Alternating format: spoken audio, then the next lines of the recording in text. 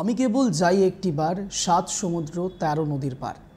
নৌকোযাত্রা রবীন্দ্রনাথ ঠাকুরের এই দুটো লাইন দিয়েই আজ শুরু করতে হচ্ছে, তার কারণ আজ যে বিশেষ অতিথি আমার সঙ্গে রয়েছে তিনিও ৭ সমুদ্র ১৩ নদী পেরিয়েছিলেন।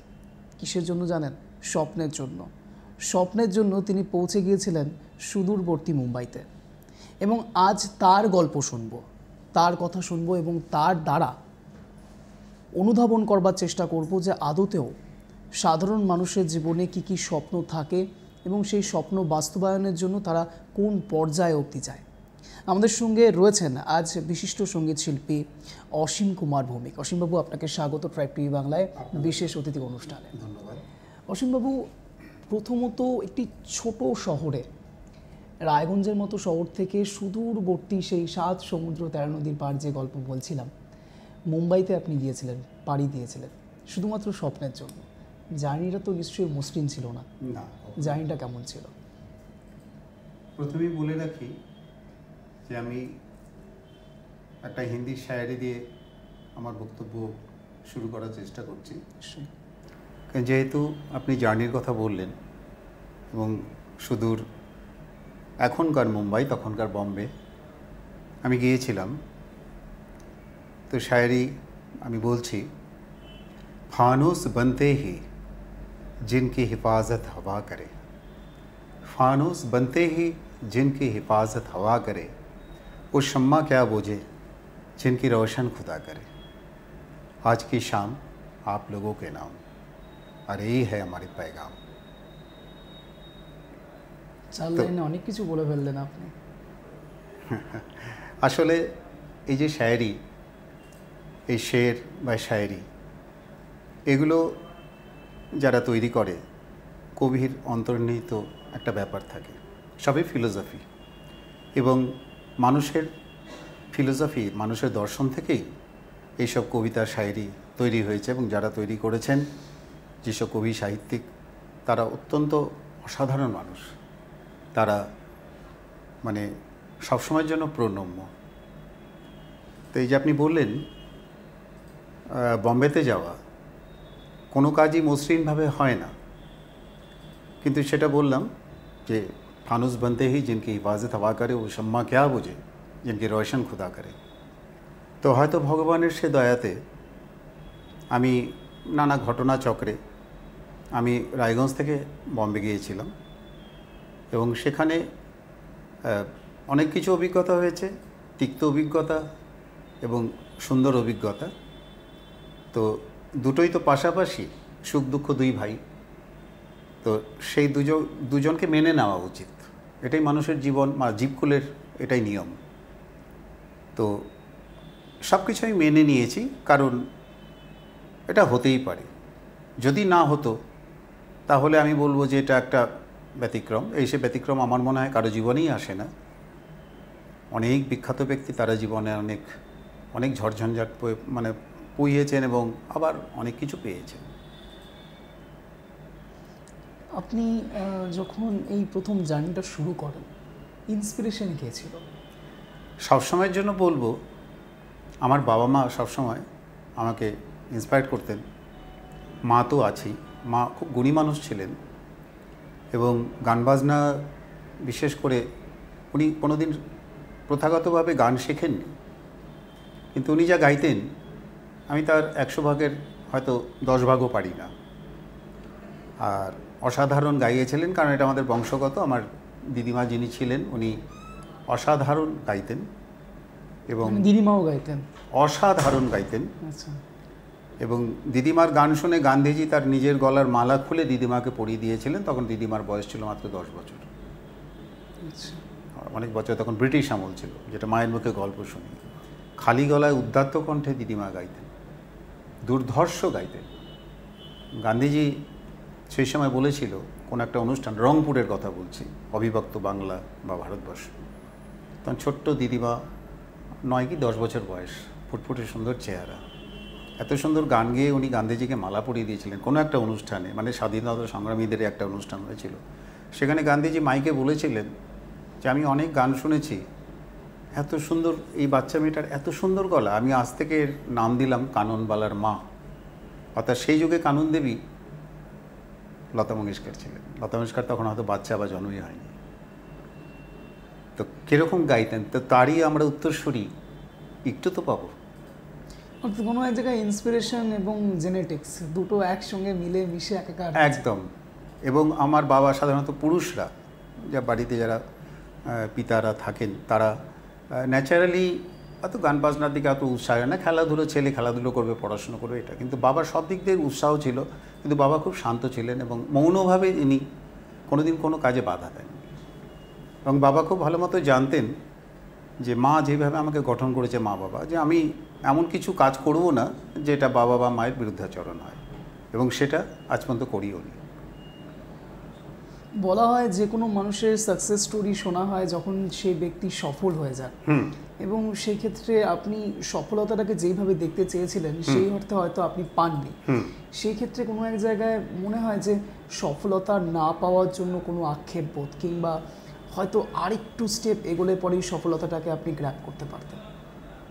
হ্যাঁ, আসলে মানুষ যখন স্ট্রাগল করে একটা সময়, তখন সে যদি সফল হয় তো সে পেয়ে গেল, সে যদি অসফল হয় তার মধ্যে একটা আক্ষেপ থাকে যে আমি অসফল হলাম। আমি মনে করি যে আমি কেন অসফল হলাম এই ব্যাপারটা আমি অনেক পর্যালোচনা করেছি।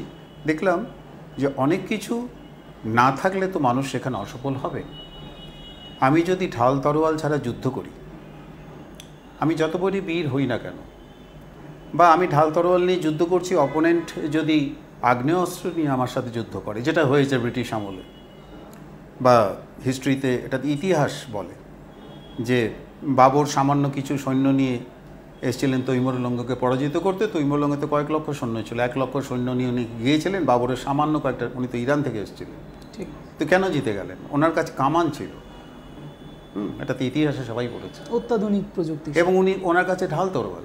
তো একটা কিছু যদি মানে লড়াই করবার মতো যদি রসদ না থাকে, তাহলে সেই যতই শারীরিক মানসিক শক্তি হোক না কেন, কিছুক্ষণ জন্য সে পারবে লড়াই করতে, তারপর তাকে হার স্বীকার করতে হবে। তবে হ্যাঁ, সেই হারটা তার কাছে বীরত্বের হার। একটা জিনিস আমি মনে করি, চেষ্টা করে যাও, হোক বা না হোক, ফল তো ভগবানের হাতে। আমি চেষ্টা করেছি, আমি পারিনি, এটাই আমার একটা আনন্দ যে আমি তো করেছি। আক্ষেপটা হয়তো আরও হলে ভালো হতো। আক্ষেপটা এটা আছে যে আরও প্রসিডিউরগুলো যদি আমি জানতাম, সেটা হয়তো আমি তখন জানতাম না বা আমাকে কেউ বলেনি। আর আমারও কিছু হয়তো নানা দিক দিয়ে খামতি ছিল বা কম ছিল বেশ বিভিন্ন বিষয়, তো সেই সব বিষয়গুলো আমি পূরণ করতে পারিনি, তাই আমার হয়।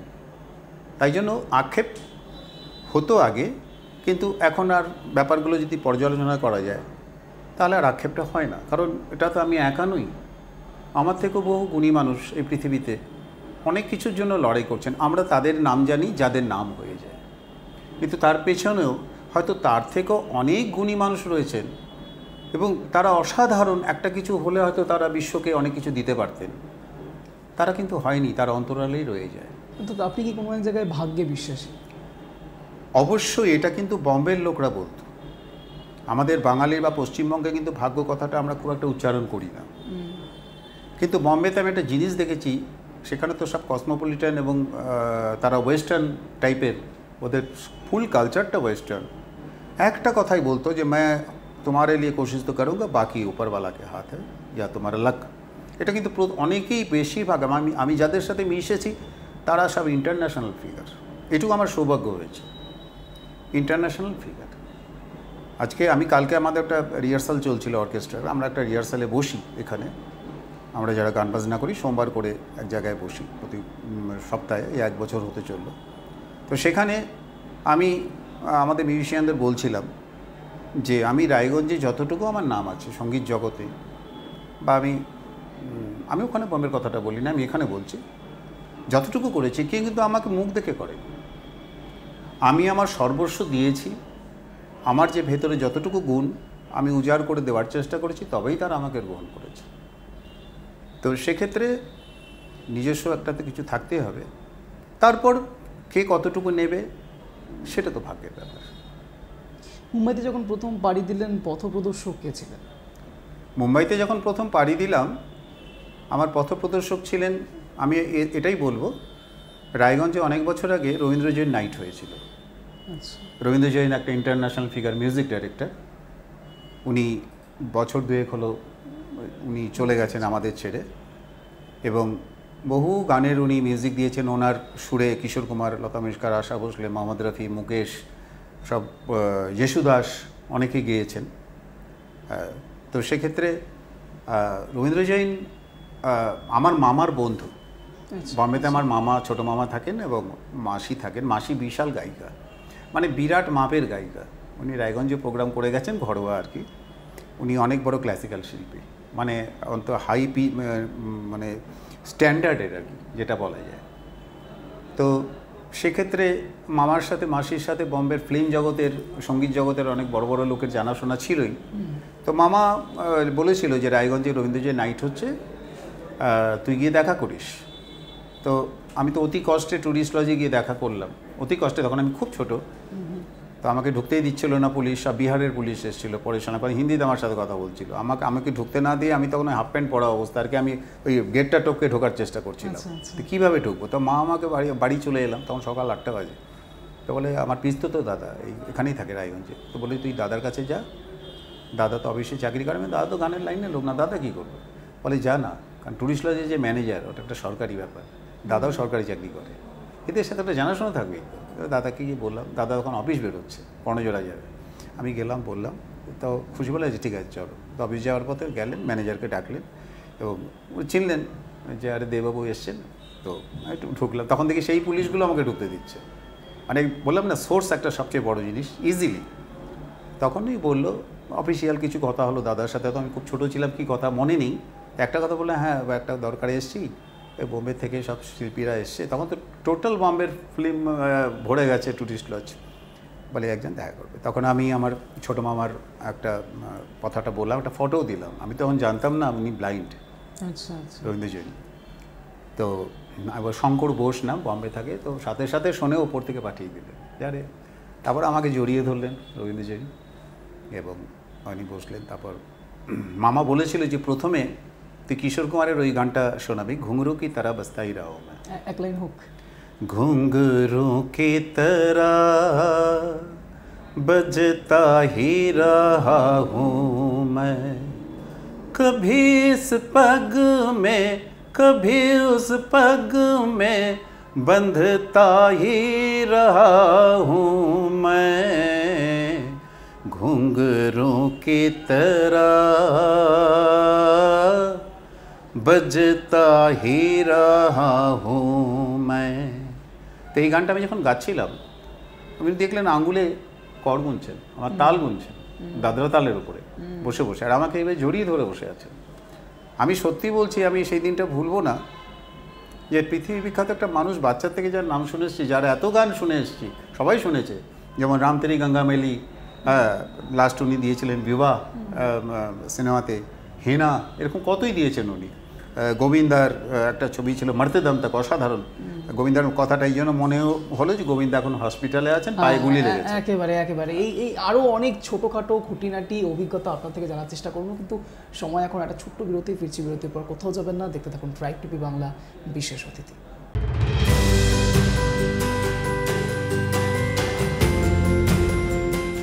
ফিরে এলাম বিরতির পর। আপনারা শুনছিলেন বিশিষ্ট সঙ্গীত শিল্পী অসীম কুমার ভৌমিকের থেকে তার জীবনের নানান অভিজ্ঞতার কথা। আমি আবারও অসীমবাবুর কাছে আসবো। অসীমবাবু, বিরতির আগে আপনি অনেকগুলো অভিজ্ঞতার কথা বললেন, তার মধ্যে একটি শব্দ আমার কাছে একটু মনে হলো এই বিষয়ে কথা বলা দরকার, আধুনিক গান। আপনি একজন সঙ্গীত শিল্পী, আধুনিক গান এবং এই পর্যায়ে দাঁড়িয়ে থেকে ক্লাসিক্যাল মিউজিকের সেই তারতম্যতা কোনো একটা জায়গায় কি হারিয়ে যাচ্ছে? তার কারণ মানুষ যে কোনো শোতে এখন ম্যাক্সিমাম ক্ষেত্রেই দেখা যায় আধুনিক গানটাকেই বেশি পরিমাণে করে, এবং সাধারণ মানুষও ক্লাসিক্যাল মিউজিকের দিকে ঝোঁকটা কিন্তু অনেকাংশে কমছে। সে অর্থে কিভাবে দেখেন বিষয়গুলোকে? দেখুন, এই ব্যাপারটা আমি একটা গভীর ব্যাপার বলছি, এটা আমার কথা না, এটা আমি কোনো একটা সোর্সে জানতে পেরেছি। আমাদের দেশ চিরকালই বিদেশি রাষ্ট্রদের একটা লোভ ছিল, তারা অনেক অত্যাচার করেছে, অধিকার করেছে। আমরা হিন্দুরা কিন্তু এই দেশকে আমরা শাসন করতে পারিনি।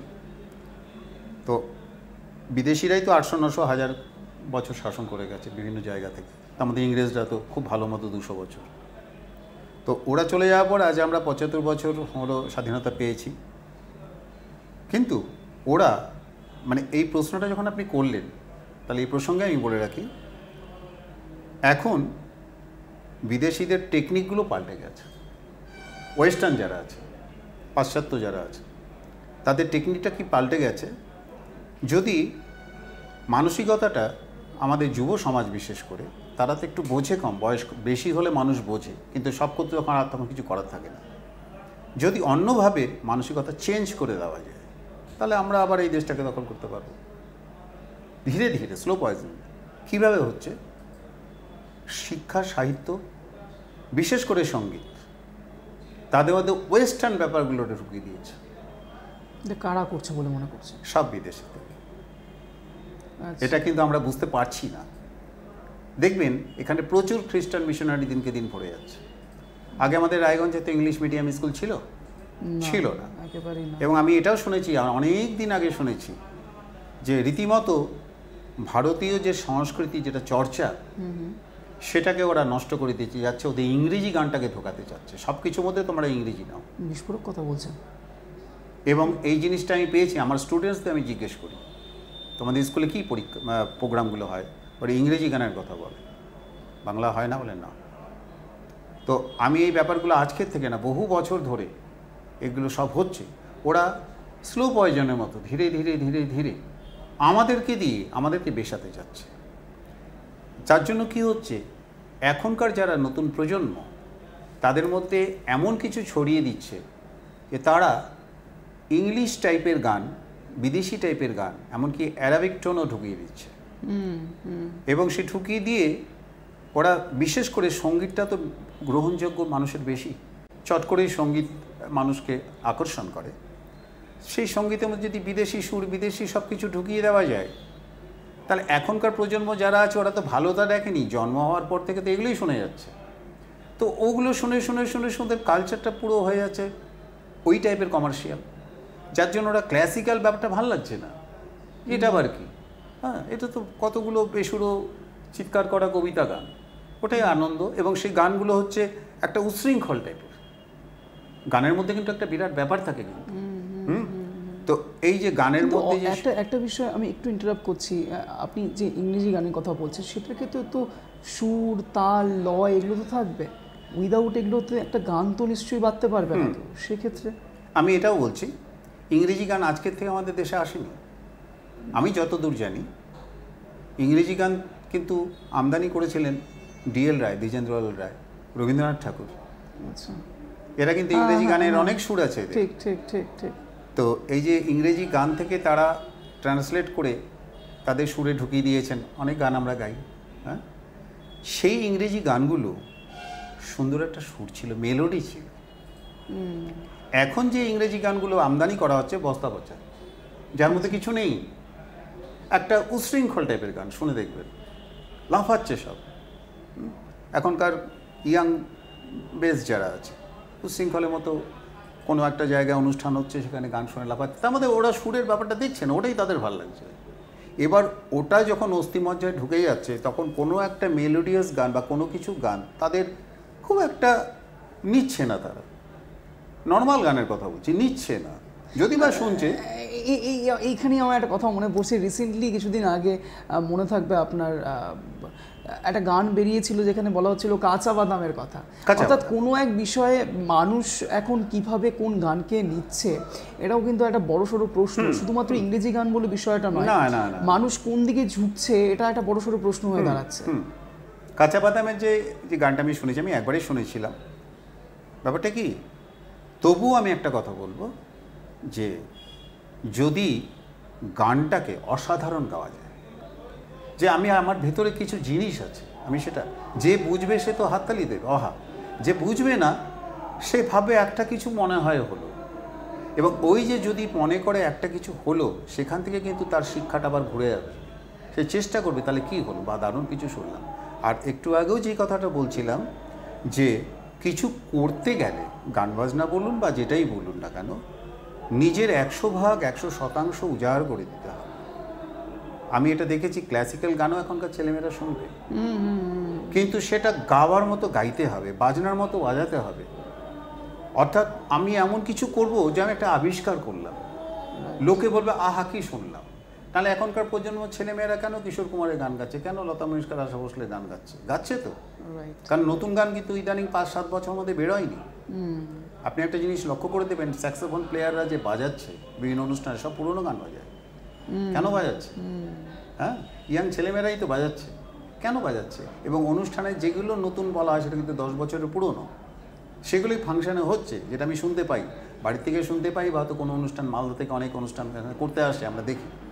তো তার মানে কি মানুষ বোঝে না তা না, কিন্তু সেই শিল্পী এখন বেরোচ্ছে না। আগে যেমন ভালো ভালো শিল্পীরা ছিলেন, কি গাইতেন, যেমন টোন এবং টিউন, অর্থাৎ কণ্ঠস্বর এবং সুর অসাধারণ ছিল, ভগবান প্রদত্ত, সেটা কিন্তু এখন আর পাওয়া যাচ্ছে না। পাওয়া যাচ্ছে না মানে কি নেই তা না, আছে, সুযোগ পাচ্ছে, যেটাকে আপনাকে একটু আগে বলেছিলাম যে সুযোগ পাচ্ছে না তারা বিভিন্ন কারণে, হারিয়ে যাচ্ছে। অর্থাৎ চার্লস ডারউইনের মতবাদ যেটা ছিল, যোগ্যতমের জয় এবং অযোগ্যতমের পরাজয়, উল্টে গেছে। উনি থাকলে কষ্ট পেতেন, এখন অযোগ্যতমের জয় যোগ্যতমের পরাজয় হয়ে যাচ্ছে, কারণ তাদের রসদটা নেই। তাদের ভিতরে অনেক জিনিস আছে কিন্তু রসদ নেই, তাদের হাতিয়ার নেই কিছু, কিন্তু ভেতরে বহু জিনিস আছে তাদের, আমরা কাল্টিভেট করতে পারছি না। আপনার একেবারে অন্তিম লগ্নের দিকে আমরা ধীরে ধীরে এগোচ্ছি। আপনার লাইফের এমন কোনো এক্সপিরিয়েন্স আপনি শেয়ার করতে চাইবেন যার দ্বারা অনেকে উদ্বুদ্ধ হবে বা অনেক কিছু শিখতে পারবে? আসলে এটা একটা, যেহেতু ট্রাইব টিভির অনুষ্ঠান হচ্ছে, আমি আমার অনেক জীবনের অনেক কথা আছে যেটা আমি মানে এইটুকু সময়ের মধ্যে, আমার তো অনেক ঘটনা বহুল জীবন, স্বাভাবিক বিষয়, এই সামান্য কিছু সময়ের মধ্যে বলাটা সম্ভব না। তো আমি যতটুকু বলছি, উল্লেখযোগ্য ঘটনা আমার জীবনে অনেক আছে, বিশেষ করে বোম্বেতে, রায়গঞ্জও আছে, কিন্তু বোম্বেতে হওয়া তো একটা স্বাভাবিক ব্যাপার। উল্লেখযোগ্য ঘটনা যখন শুনতে চাচ্ছেন তা আমি বলছি, কারণ আমি সঙ্গীতের ব্যাপারে তো মিথ্যে কথা বলবো না। আমি মা সরস্বতীর আরাধনা করি। আমি কোনো একটা সোর্সে আমার নিজের গুণে আমি লতা মঙ্গেশকরের রেকর্ডিং দেখেছিলাম। এটা আমার জীবনের সবথেকে বড় উল্লেখযোগ্য ঘটনা, এবং সেই রেকর্ডিংটা দেখার পেছনে আমি যশ চোপড়া, যিনি 2-3 বছর আগে ডেঙ্গুতে গত হয়েছেন, অসাধারণ ভালো মানুষ ছিলেন, বি আর চোপড়ার ভাই, অত বড় প্রডিউসার, আমি তার কাছে গিয়েছিলাম এবং আমি আমার প্রোগ্রামের বোম্বেতে যে আমার প্রোগ্রামগুলো আছে সব বাড়িতে রাখা, আমি শুনিয়েছিলাম। তো শুনিয়ে উনি বলেছিলেন যে তুমি লতা মঙ্গেশকরের রেকর্ডিং দেখবে। আমি আকাশ থেকে পড়েছি, কী বলছে, উনি তো আমাকে চেনেন না, কিন্তু জাস্ট গানটা শোনে। তো আমি হ্যাঁ, তখন বললো যে স্টুডিওটার নাম মনে নেই, ওটা ফ্লোরা ফাউন্টেনে, মানে ফ্লোরা ফাউন্টেন বলে একটা জায়গা আছে বোম্বেতে, অসাধারণ। আমি সেখানে আমাকে স্টুডিওটা যেতে বলে আমি গেলাম, দেখলাম ভিআইপি নিচে ব্ল্যাক কার্ড কমান্ডো দাঁড়িয়ে আছে, মানে লতা মঙ্গেশকরের একটা রেকর্ডিং হচ্ছে, যাকে যাকে ঢুকতে দেবে না। তা আমি একটা কার্ড দেখালাম, আমাকে ঢুকতে দিল। তো আমি ঢুকতেই গিয়ে দেখলাম উদিত নারায়ণ দাঁড়িয়ে আছে বাইরে। তা আমি তো ঢুকলাম, ঢুকে যেটা দেখলাম, মানে আমার জীবনে একটা সবথেকে মানে একটা বিরাট ঘটনা, ঢুকেই দেখলাম যে যশ চোপড়া বসে রয়েছেন, রেকর্ডিস্ট বসে রয়েছেন, শিবকুমার শর্মা, পৃথিবী বিখ্যাত সন্তুর বাদক, উনি রয়েছেন, আর স্বয়ং লতা মঙ্গেশকর রয়েছেন, একজন ভায়োলিনিস্ট বয়স্ক, বাস আর কেউ নেই স্টুডিওতে, রেকর্ডিং হচ্ছে। আমি তো কাচের ঘরটায় বসলাম যেখানে রেকর্ডিং বসে। তো উনি গাইছেন, গানটা বারবার টেক হচ্ছে। একটা জিনিস আমি দেখলাম, লতা মঙ্গেশকরের ভুল হচ্ছে বা ঠিক হচ্ছে এটা বলবার স্পর্ধাকার আছে। উনি লাইনটাকে বারবার রিটেক করছেন এবং ততবারই বলছে যে নেই यसी मेरे ख्याल से, এত সুন্দর মধুর গলা বেরোচ্ছে, মেরে খেয়াল সে আর দুবারা রিটেক করুন। বারবার यश चोपड़ा বাইরে বেরিয়ে এসে হাত জোর করে বলছে দিদি নেই নেই আপ जो कर रहे हैं बहुत ठीक है, কিন্তু লতা মঙ্গেশকর লাইনগুলো বারবার রিটেক করতে, গানটা শুনতে শুনতে আবার মুখস্থ হয়ে গেল। তাই আমি বসে রয়েছি, তো আমি তো দেখছি মানে কি, আমি তো ভাবছি যে কোথায় এলাম, আমি তো স্বর্গে বসে আছি নাকি, আমি কী আমি তো মানে সত্যি কথা আমি নিজের মধ্যে আমি ছিলাম না। কিছুক্ষণ পরে লতা মঙ্গেশকর ইশারাতেই ডাকলেন, কাছের ঘর থেকে যশ চোপড়া বেরোলেন, বেরিয়ে শিবকুমার শর্মা বাইরে দাঁড়িয়ে আছেন, কিন্তু তো কি বললেন জানি, আমাকে যশ বলছে যে রাজু তুমকো দিদি বলা রে, বোম্বেতে আমাকে রাজু বলেই সবাই জানো। আমাকে দিদি মানে লতাজি বলে, হ্যাঁ গেলাম, দেখে বলছে পরিষ্কার বাংলায় বললেন, তুমি বাঙালি? আমি হ্যাঁ। কলকাতা থেকে এসছো? আমি হ্যাঁ। তুমি আমার রেকর্ডিং দেখতে এসছো? আমি হ্যাঁ। আমার এখনও গায়ের লোম কাটা দিয়ে উঠছে। বলে তুমি আমার পাশে বসো। উনি দাঁড়িয়ে রেকর্ডিং করছেন, আর পাশে একজন বয়স্ক, উনি বেহালায় সুরটা ধরে যাচ্ছে। একটা টুল ছিল, বলে তুমি আমার পাশে বসে আমার রেকর্ডিংটা দেখো। আমি শুনলাম। আমি পরে জিজ্ঞেস করলাম শিবকুমার শর্মাকে যে এটা কী ছবির গান। বলে ডর।